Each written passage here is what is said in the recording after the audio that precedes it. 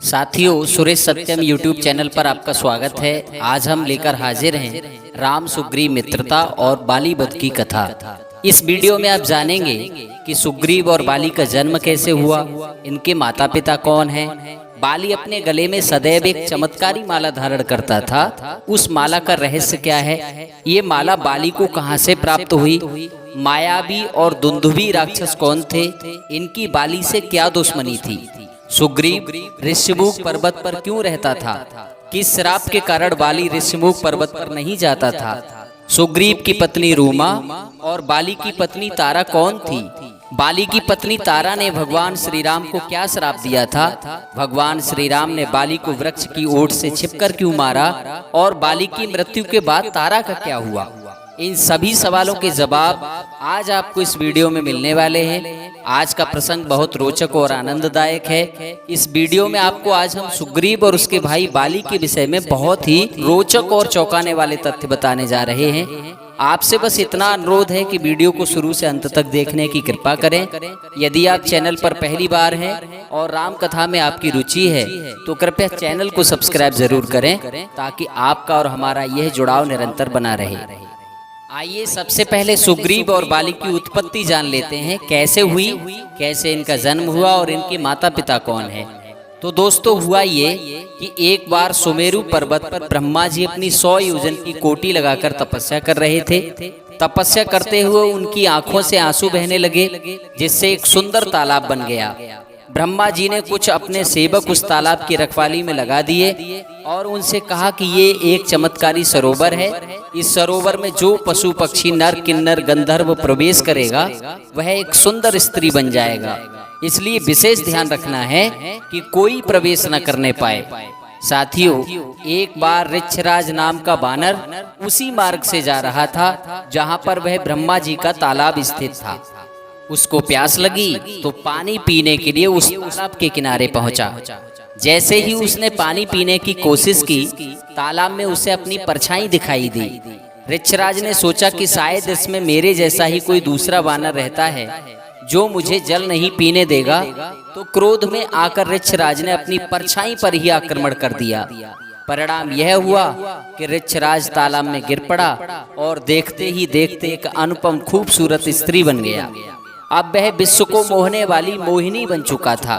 अचानक दोस्तों, इंद्र की दृष्टि उस मोहिनी स्त्री पर पड़ी और इंद्र की मणि उस स्त्री के बालों पर पड़ी और इस प्रकार बालों से उत्पत्ति होने के कारण उस बालक का नाम बाली पड़ा। उसके बाद सूर्य की निगाह उस सुंदर युवती पर पड़ी और सूर्य की मणि उसकी ग्रीवा पर गिरी, जिससे सुग्रीव की उत्पत्ति हुई। मतलब सुग्रीव सूर्य पुत्र हैं और बाली इंद्र के पुत्र हैं। दोनों देखने में एक रूप थे, एक जैसे थे। सुग्रीव के पिता हैं सूर्य और बाली के पिता हैं इंद्र। दोनों की माता एक ही है, ऋक्षराज। आपने रामायण में देखा और सुना होगा कि बाली अजेय था, अर्थात युद्ध में कोई उससे जीत नहीं सकता था। कोई क्यों नहीं जीत सकता था? इसका कारण था उसके गले में सोने की एक चमत्कारिक और दिव्य माला थी जो इंद्र ने उसे दी थी। यह माला पहले ब्रह्मा जी ने कश्यप ऋषि की तपस्या से प्रसन्न होकर कश्यप ऋषि को दी। कश्यप ऋषि ने अपने पुत्र इंद्र को दी और बाद में इंद्र ने अपने पुत्र बाली को दे दी। इस माला की यह विशेषता थी कि जो भी बाली से युद्ध के लिए आता था उसका आधा बल खींचकर बाली में आ जाता था और इस प्रकार बाली अजेय था, किसी से युद्ध में हारता नहीं था।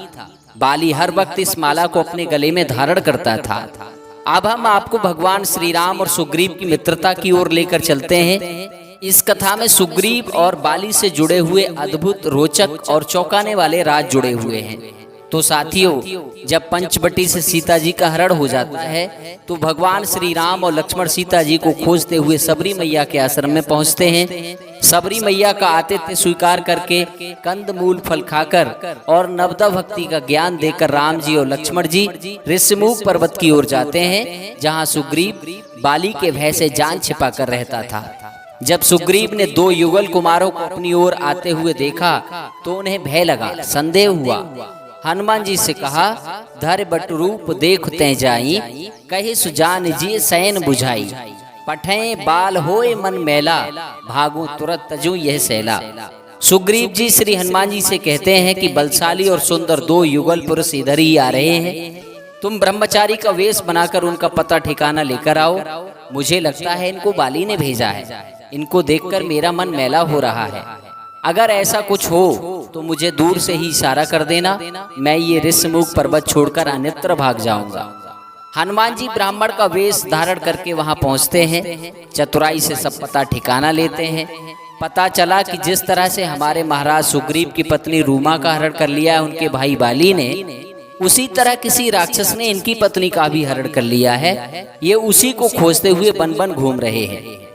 देखा हनुमान जी ने, दोनों ओर एक जैसा दुख और कष्ट है, एक जैसी गति और परिस्थिति है, तो दोनों को अपनी पीठ पर चढ़ाकर सुग्रीव के पास पहुंचते हैं।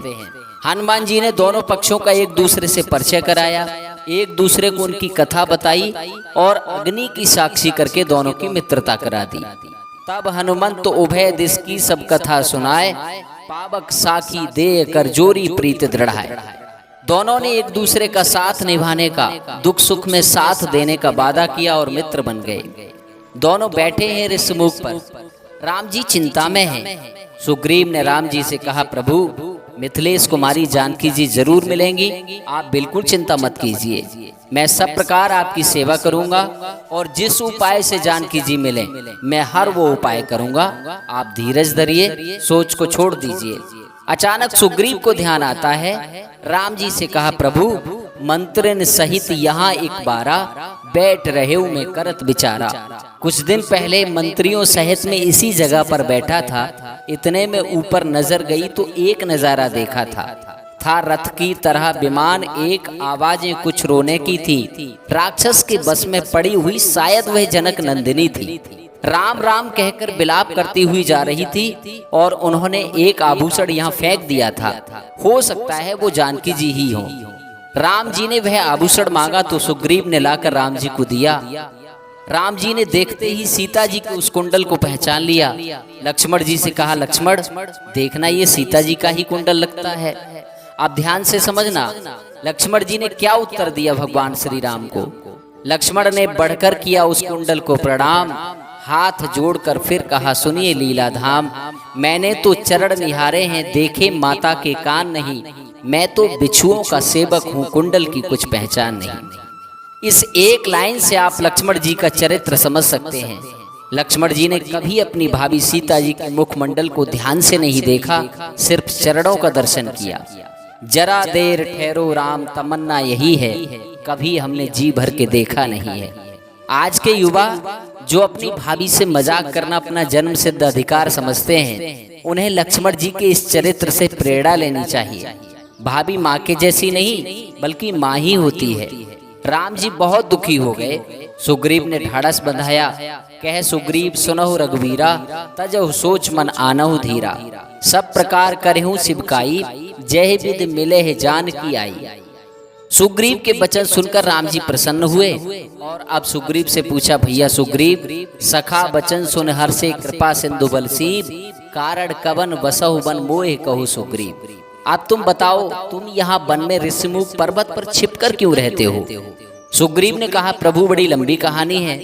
हम दो भाई हैं, मैं छोटा हूँ, बड़े भाई का नाम बाली है। हम दोनों भाइयों में बड़ा प्रेम था। एक दिन आधी रात में मैं दानव का पुत्र मायावी हमारे पंपापुर में आया और बाली को ललकारा। बाली को कहाँ बर्दाश्त थी, वह दौड़ा, उसे देखकर मायावी भागा। मैं भी भाई के साथ चला गया। वह मायावी राक्षस एक गुफा में घुस गया, बाली भी गुफा में घुसने लगा। जाते जाते बाली ने मुझसे कहा कि सुग्रीव तू यहीं इस गुफा के द्वार पर 15 दिन तक मेरा इंतजार करना और एक पखवाड़े तक भी मैं लौट कर ना आऊं तो समझ लेना कि बाली मारा गया। प्रभु मैंने 1 महीने तक इंतजार किया। एक दिन गुफा से खून की धारा बाहर आई, मैं डर गया और मुझे लगा कि बाली मारा गया। अब मुझे लगा कि ये मुझे भी बाहर आकर मार डालेगा। सो मैंने एक बड़ी सी पत्थर की शिला उठाई, उस गुफा के द्वार से लगा दी और भाग आया पंपापुर। जब नगरवासियों को सब समाचार मिला तो उन्होंने पंपापुर की राजगद्दी सूनी देखकर मुझे राजा बना दिया। लेकिन प्रभु वो रक्त की धारा बाली की नहीं, मायावी राक्षस की थी। बाली ने मायावी को मार दिया था। जब मायावी को मारकर बाली गुफा के द्वार पर आया तो गुफा के द्वार पर शिला देखकर उसे बहुत गुस्सा आया। नगर में आया तो मैं राजगद्दी पर बैठा था, यह देखकर उसको अत्यंत क्रोध आया। उसने मुझे बहुत मारा, राज्य छीन लिया, पत्नी छीन ली और मुझे धक्का मारकर नगर से निकाल दिया है। उसी के भय से मैं अपनी जान बचाकर इस ऋषिमुख पर्वत पर रहता हूँ। यहाँ वह चाहकर भी नहीं आ सकता। मैं जिसके भय से गाय बना वह नाहर सा दुखदाई है। आखिर को मेरा भाई है पर भाई नहीं कसाई है। राम जी ने कहा कि भैया सुग्रीव, बाली ऋषिमुख पर्वत पर क्यों नहीं आ सकता? सुग्रीव ने कहा कि प्रभु, एक दिन दुंदुभी राक्षस बाली से युद्ध करने के लिए आया। अब ये दुंदुभी कौन है? मायावी राक्षस का भाई। दुंदुभी और मायावी दोनों सगे भाई थे, मैदानव के पुत्र थे, मंदोदरी के भाई हैं, दोनों रावण के साले हैं। सुग्रीव ने बताया कि मायावी और मंदोदरी का भाई दुंदुभी 1000 हाथियों की ताकत और गरजती आवाज के साथ पैदा हुआ था।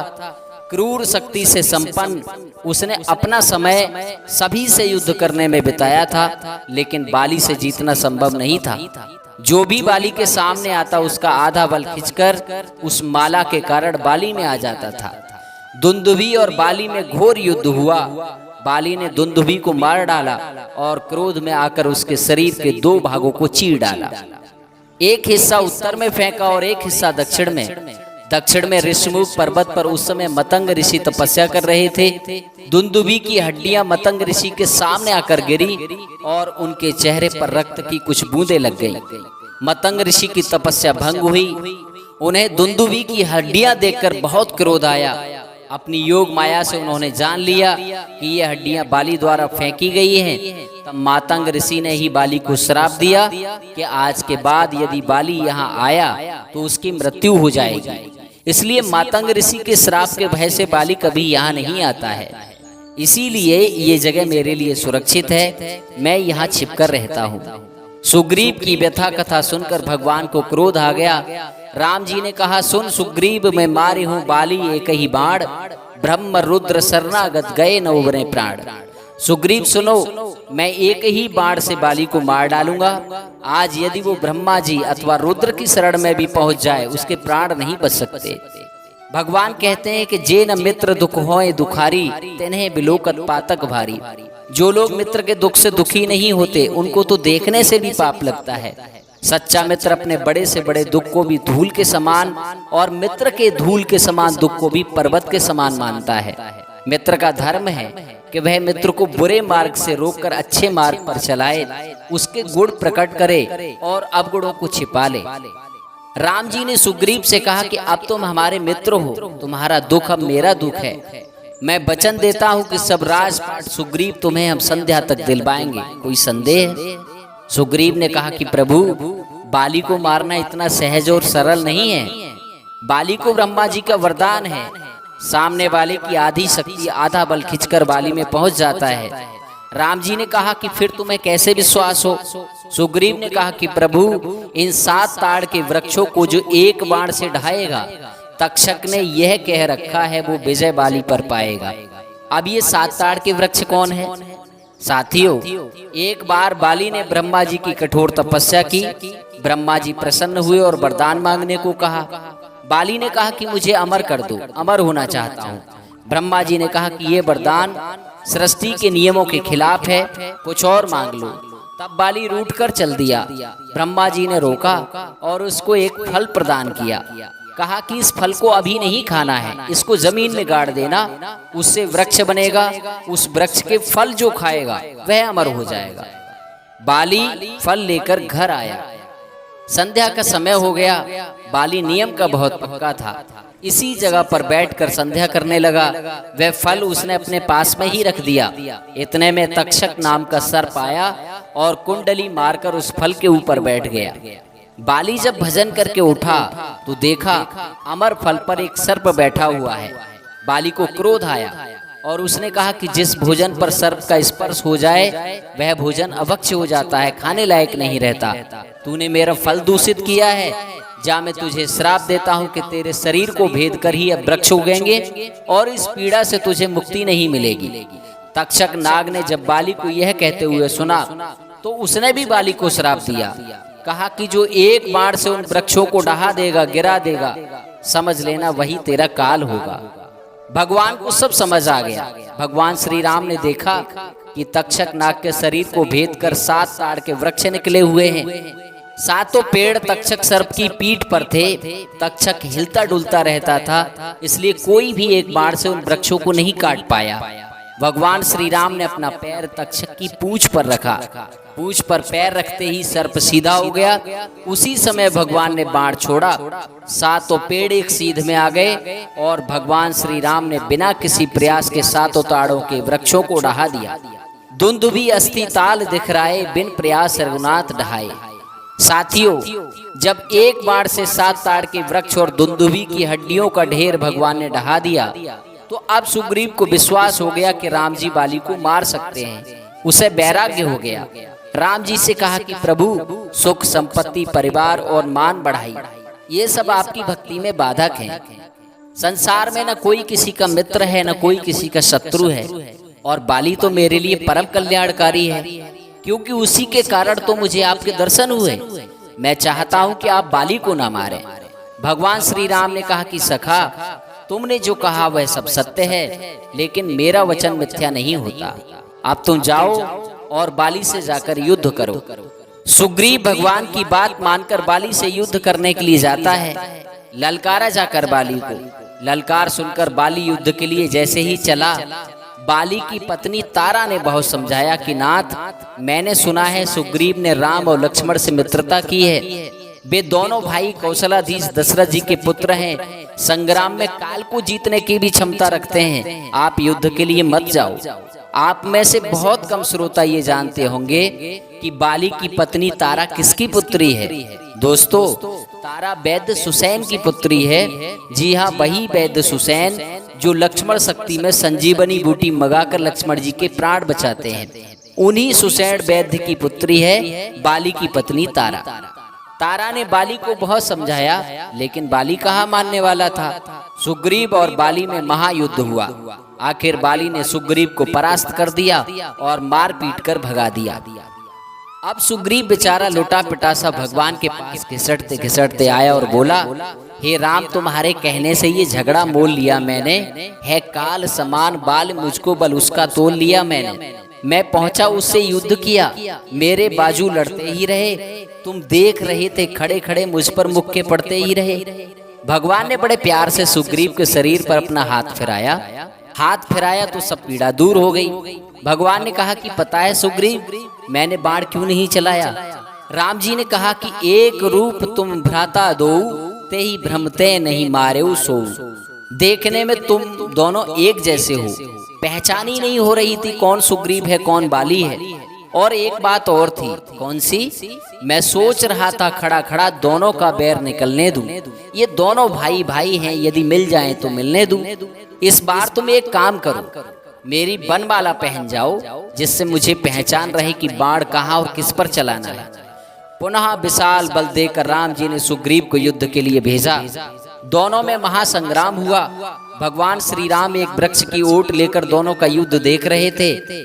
जब सारे छलबल लगाकर भी सुग्रीव हारने लगा, तो भगवान श्री राम ने वृक्ष की ओट से बाली को बाण मार दिया। बाण लगते ही बाली धराशायी हो गया। जैसे ही बाली गिरा, बाली चिल्लाया, ये दगा है, धोखा है, किसी ने वृक्ष की ओट लेकर मेरे प्राणों का संहार किया है। भगवान सामने आ गए, बोले, हम किसी का वरदान नष्ट नहीं करना चाहते, इसलिए छिपकर बाण मारा है। बाली बोला, हम दोनों तो भाई भाई थे, आपकी नजरों में तो हम दोनों एक समान होने चाहिए, आप समदर्शी हैं, बोलो वध करने का क्या औचित्य है।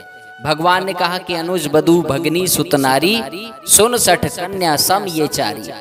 भगवान श्री राम ने कहा कि जानना चाहते हो क्यों मारा तुम्हें, तो सुनो, कन्या भगनी सुत की पत्नी या छोटे भाई की नारी, जो इन्हें कुदृष्टि देखता है वह वध के योग्य दुराचारी। अपनी कन्या, अपनी बहन, पुत्र की पत्नी और छोटे भाई की स्त्री, ये चारों अपनी बेटी जैसी होती हैं। जो इनकी ओर कुदृष्टि से देखते हैं उसका वध करने में कोई पाप नहीं लगता है। तुमने अपने छोटे भाई सुग्रीव की पत्नी रूमा, जो तुम्हारी बेटी के समान थी, उस रूमा को सुग्रीव से छीना, उसे अपनी पत्नी की तरह रखा, इसलिए मैंने तुम्हें मारा है। साथियों, अंत में अपने पुत्र अंगद का हाथ भगवान के हाथ में सौंपकर बाली भगवान के परम धाम को गया। साथियों, बाली की पत्नी तारा ने यही भगवान श्री राम को यह श्राप दिया कि जिस सीता को प्राप्त करने के उद्देश्य से तुमने मेरे पति बाली का वध किया, वो सीता तुम्हें मिलकर भी अब नहीं मिलेंगी। जिस तरह आपने मेरे पति को छीनकर हमारा बिछुड़न किया है, उसी तरह से एक दिन सीता और आपका बिछुड़न होगा। साथियों, भगवान श्री राम ने तारा के श्राप को स्वीकार किया। भगवान श्री राम ने लक्ष्मण को पंपापुर भेजकर सुग्रीव को राजा बना दिया और बाली के पुत्र अंगद को पंपापुर का युवराज घोषित कर दिया। बाद में कहा जाता है कि तारा ने भी सुग्रीव के साथ विवाह कर लिया और पंपापुर की महारानी बन गई। बोलिए सियापत रामचंद्र की जय हो। आज के लिए इतना ही। अगली वीडियो हम जल्दी ही लेकर हाजिर होंगे। तब तक आप सभी खुश रहें, प्रसन्न रहें। हम आपके लंबे सुखद और उज्जवल भविष्य की कामना करते हैं। कथा अच्छी लगी हो तो लाइक करें, प्यारा सा कमेंट करें और चैनल को सब्सक्राइब जरूर करें, ताकि आपका और हमारा यह जुड़ाव निरंतर बना रहे। Thank you so much for watching this video.